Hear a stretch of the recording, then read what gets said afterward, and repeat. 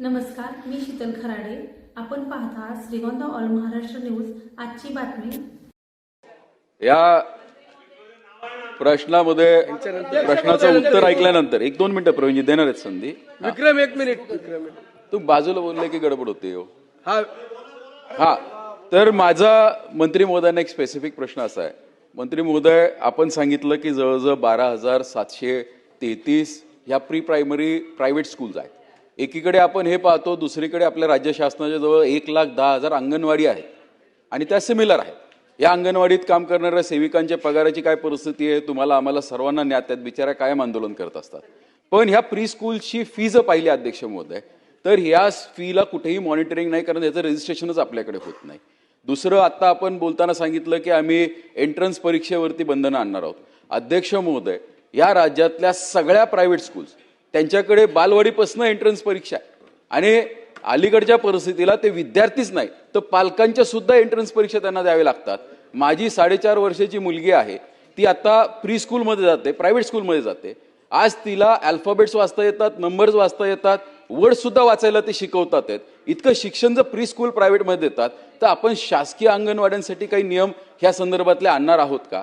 कारण ही स्पर्धेमध्ये खूप मोठी डिस्पॅरिटी होते. अंगणवाडींमध्ये आपण आज पोषण आहारावरती जोर देतोय आणि इकडे प्रायव्हेट स्कूल शिक्षणामध्ये इतक्या जर अग्रेसर होणार असतील तर भविष्यामध्ये आपण 8वी पर्यंत परीक्षा सुद्धा घेत नाहीत अध्यक्ष महोदय. तर याच्यावरती आपल्याला खऱ्या अर्थाने कुठेतरी मॉनिटरिंग आणावं लागणार आहे. एक तर डिस्पॅरिटी कंट्रोल करायची, म्हणजे याचा अर्थ असा नाही की प्रायव्हेटची क्वालिटी खाली आणायची आहे. आपण आपली अपग्रेड करू शकतो का, किंवा हे मॉनिटरिंग कशा पद्धतीने करता येईल? कारण मुलांवरती जो पियर प्रेशर तयार होतोय, आज 6वीचं आपण पहिल्या वर्षाचं ऍडमिशन प्रोसेस ठेवली आहे फर्स्ट स्टँडर्डचं, पण अनेक जे IB स्कूल्स आहेत तिथे आजही फर्स्ट इयरचं पहिलीचं ऍडमिशन हे 6 वर्षाचा राज्य शासनाचा आणि केंद्र सरकारचा नियम अजूनही पाळला जात नाही. हे सुद्धा काही अनुभव पाहायला मिळतात. त्याचं कारण असं आहे की आता मदर टॉडलर्सपासूनच प्री स्कूल सुरू होतात. माझी आपल्या मार्फत मंत्री महोदयांना विनंती आहे की हा नियम आपण जो आणणार आहोत रजिस्ट्रेशनचा, हा लवकरात लवकर म्हणजे कधीपर्यंत आणणार आहोत? कारण याच्या उत्तरात म्हणलं की हा प्रश्न उद्भवल्यामुळे आम्ही विचाराधीन आहोत. म्हणजे आज तुम्ही विचाराधीन आहात तर उद्या हे सेशन संपल्यानंतर किती काळामध्ये हे रजिस्ट्रेशन पोर्टल आपण सुरू करणार आहोत? अध्यक्ष महोदय, हा तारांकित प्रश्न जो होता तो राज्यातील खाजगी पूर्व प्राथमिक शाळांचं पोर्टल अनिवार्य करणं, आणि म्हणून याचं उत्तर देत असताना सांगितलेलं आहे की या संदर्भातला अधिनियम त्याचा प्रोसेस काही महिन्यांच्या पासूनच प्रगतीपथावर आहे. या संदर्भामध्ये महिला व बालविकासचे अभिप्राय प्राप्त झालेले आहेत आणि आता LNGD कडे तो अंतिम टप्प्यात आहे.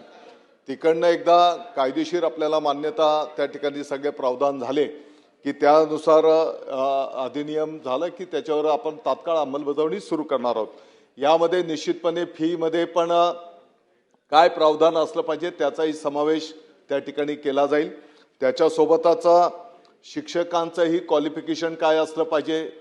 आत्ताच मी माहिती दिली की 20 बालकांच्या पाठीमागे 1 शिक्षक, याचंही प्रारूप त्या ठिकाणी करण्यात आले.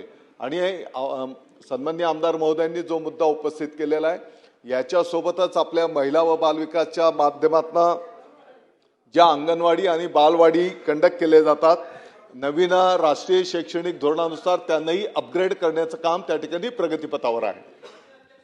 योगेश सागर. अध्यक्ष महोदय, माननीय मंत्री महोदय,